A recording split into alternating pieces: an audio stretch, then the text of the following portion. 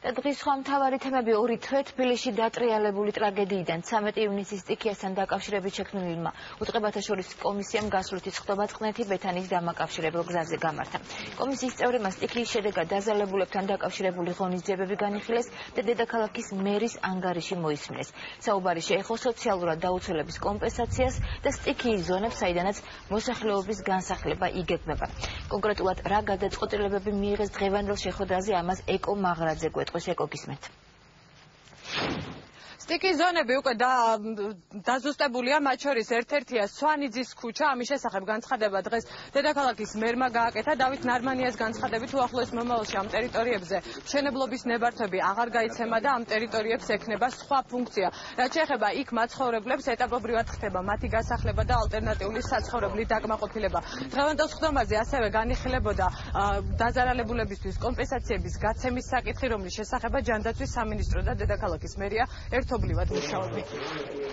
ჩვენ ფუნქცია არის სოციალური დახმარების უზრუნველყოფა მერიასთან თანამშრომლობით. ამ მხრივ მერიას უკვე მნიშვნელოვანი ნაბიჯები აქვს გადადგმული, ეს ამ ეტაპზე გამოიხატება საცხოვრებელი ფართების კომპენსაციებში და მერმა უკვე წარმოადგინა ანგარიში იმის შესახებ, თუ რამდენმა ოჯახმა მიიღო ეს კომპენსაცია და ეს მიმდინარე პროცესი არის. ასევე ჯანდაცვის სამინისტროს ფუნქცია არის მიმდინარე მონიტორინგი სტიქიით დაზარალებული მოსახლეობის, იგივე სამეცნიერო უზრუნველყოფის და იგივე სოციალური დახმარების უზრუნველყოფა. ხისიერად დავიწყეთ დამატებითი ფინანსური რესურსების მოძიება, ამასთან დაკავშირებით ჩვენ მუშაობთ დონორებთან, თქვენ იცით რომ ხაზინაში იყო გახსნილი ანგარიში, თანხები მობილიზებულია, ამ წუთას ხაზინის ანგარიშზე არის 2.7 მილიონი ლარი, ეს ის თანხა, რომელიც ჯერ კიდევ არ გადარიცხულა თბილისის ბიუჯეტში, ჩვენ უახლოეს დღეებში გადავრიცხავთ.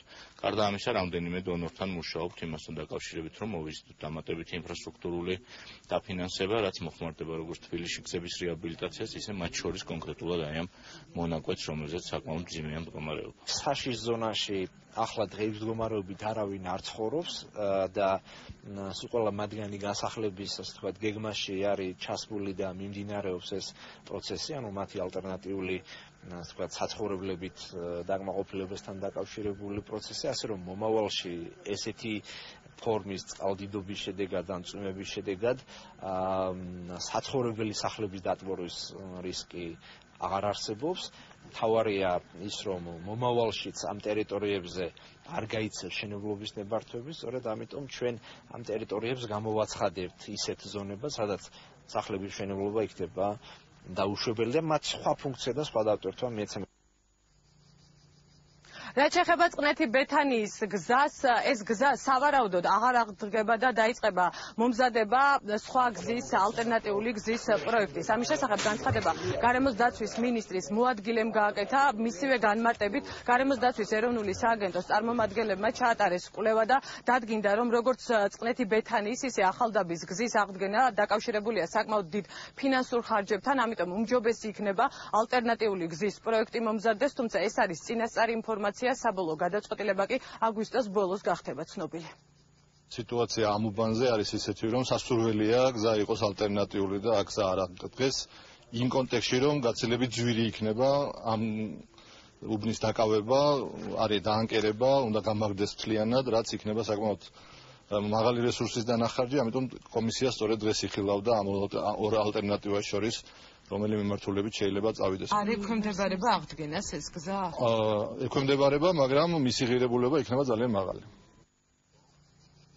უწყებათა შორისი კომისიის სხდომა დაახლოებით 2 საათის განმავლობაში მიმდინარეობდა წყნეთი ბეთანიის გზაზე. მას ესწრებოდნენ როგორც აღმასრულებელი, ისე ადგილობრივი ხელისუფლების წარმომადგენლები. სხდომის დასრულებისას დავით ნარმანიამ ასევე განმარტება გააკეთა ვაკე საბურთალოს დამაკავშირებელ გზასთან დაკავშირებით, როგორც დედაქალაქის მერმა განაცხადა, გზის მხოლოდ ერთი ნაწილის აღდგენა იგეგმება 15 სექტემბრისთვის.